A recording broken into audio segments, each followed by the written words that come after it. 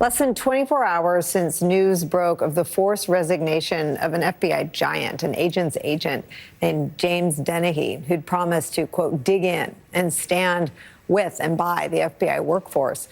And fears of retribution have already taken hold. According to NBC News, quote, Dennehy's removal is likely to reignite fears of mass retaliation. And then there's Ed Martin, the top prosecutor in Washington, D.C., who has been on a tear to go after the perceived political enemies of Donald Trump. On Friday, he demoted several federal prosecutors, people who worked on January 6 cases, including the lead prosecutors on both the Oath Keepers and Proud Boys seditious conspiracy cases. Now, this week, Martin is pushing to present evidence against Senate Minority Leader Chuck Schumer to a federal grand jury for comments he made about Supreme Court justices. According to the New York Times, quote, Justice Department officials have thus far rebuffed the unusual request by Martin, a partisan ally of President Trump with no previous prosecutorial experience. Any one of these acts taken in isolation show a politicization of the rule of law in the Department of Justice under Donald Trump, but taken together, these acts portray the very portrait of weaponization that Donald Trump has yearned for and that Republicans have accused Democrats of doing for years now. Joining our coverage is Senator Sheldon Whitehouse, Democrat of Rhode Island. He's a member of the Senate Judiciary Committee. In the Republicans' conduct, there's always a projection and a deflection. And the weaponization of the DOJ and the FBI is a hard story to cover because by design, those are opaque agencies, right, to protect the prerogatives and the rights of the accused and people under investigation. But the purging of the department under a Republican president of folks who have clerked for Kavanaugh and Scalia and Thomas and other conservative justices is such a stark indicator of just how political they want to be and not necessarily conservative. What do you make of how far they've gone down this politicization and weaponization rabbit hole? As you've stated, with MAGA types, accusation usually signals intention. You accuse your adversary of what you plan to do. So the whole weaponization saga that they've talked about and talked about and talked about and talked about was essentially a defense of explaining why Donald Trump, the criminal, was convicted of the crimes, and then B, a warm-up for their ability to actually weaponize the Department of Justice. And what going after these very senior, very respected people who have these terrific academic backgrounds, I mean, when you're a Supreme Court law clerk, you can make a lot of money doing anything you want.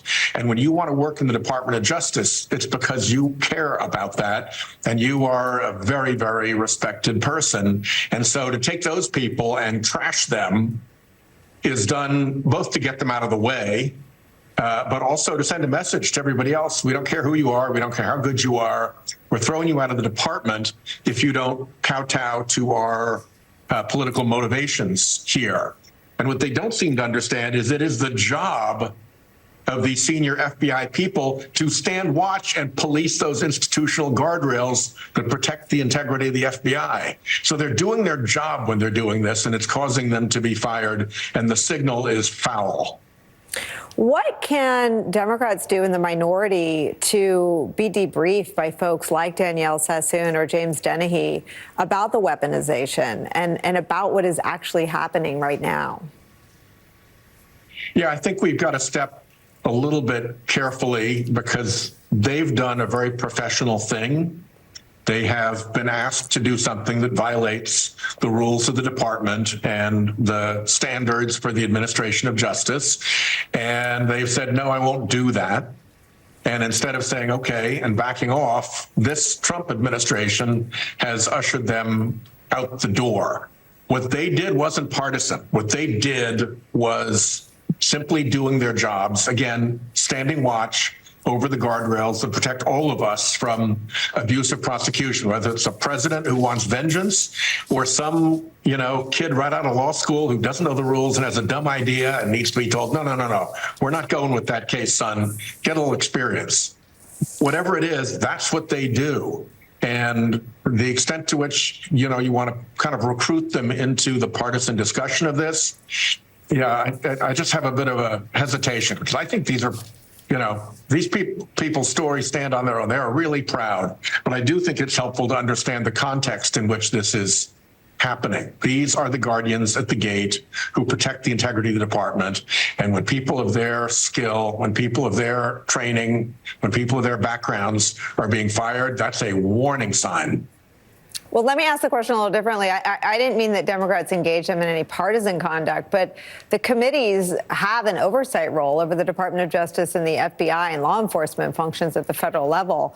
What, without an active partner from any Republicans well, let me ask you this. Are there any partners? Are there any Republicans? Yeah, I mean, are there any Republicans on the committee who are interested in protecting the likes of Danielle Sassoon?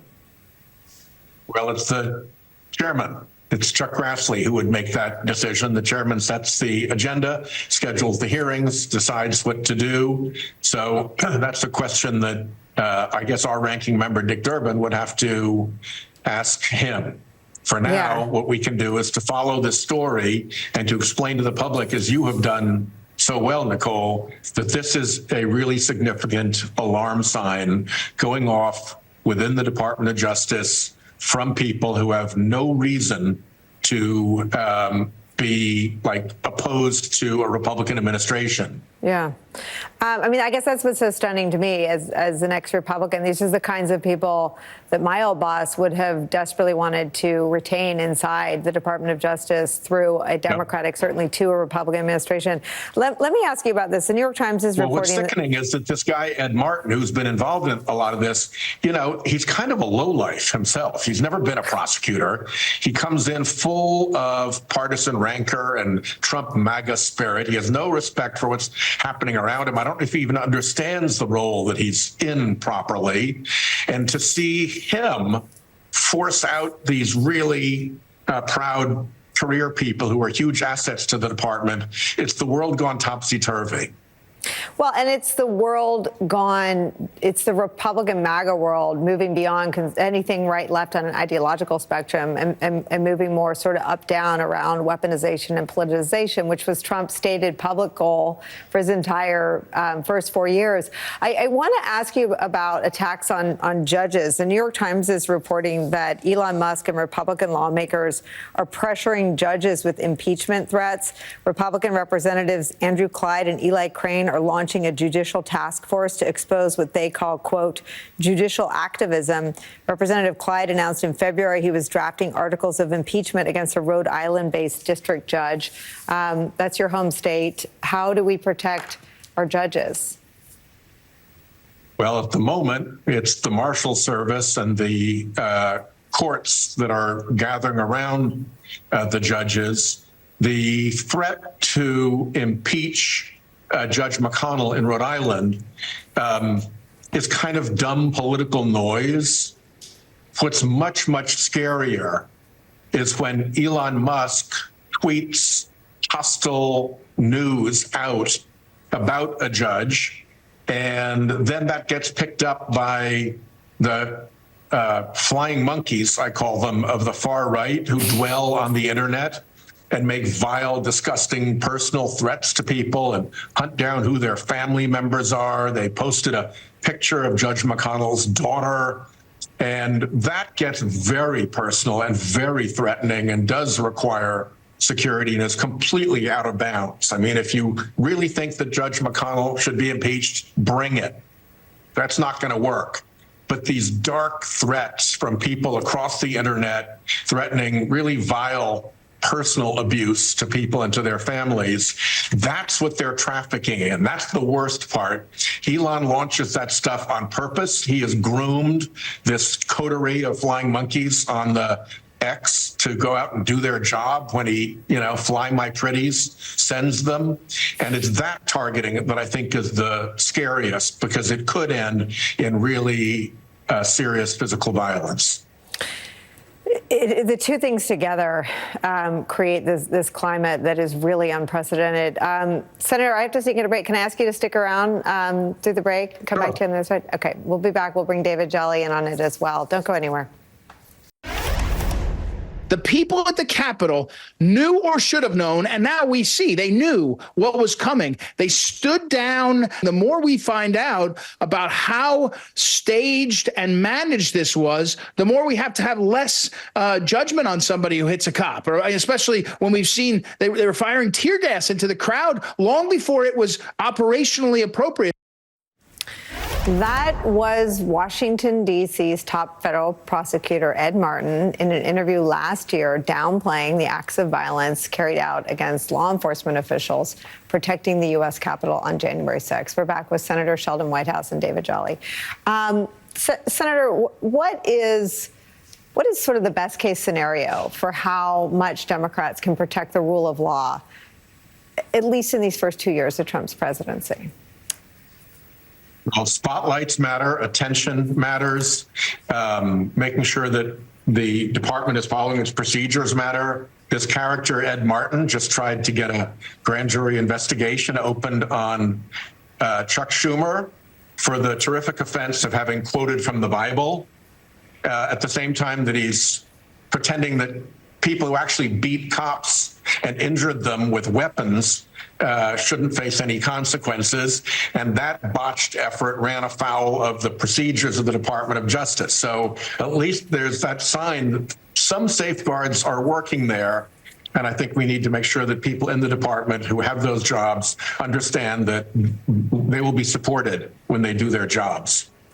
David Jolly, the ability to understand what's happening inside the department does chill a little bit every time someone like James Dennehy is driven out. And he wrote an extraordinary resignation letter, as did Danielle Sassoon, as did her deputy on the Eric Adams case.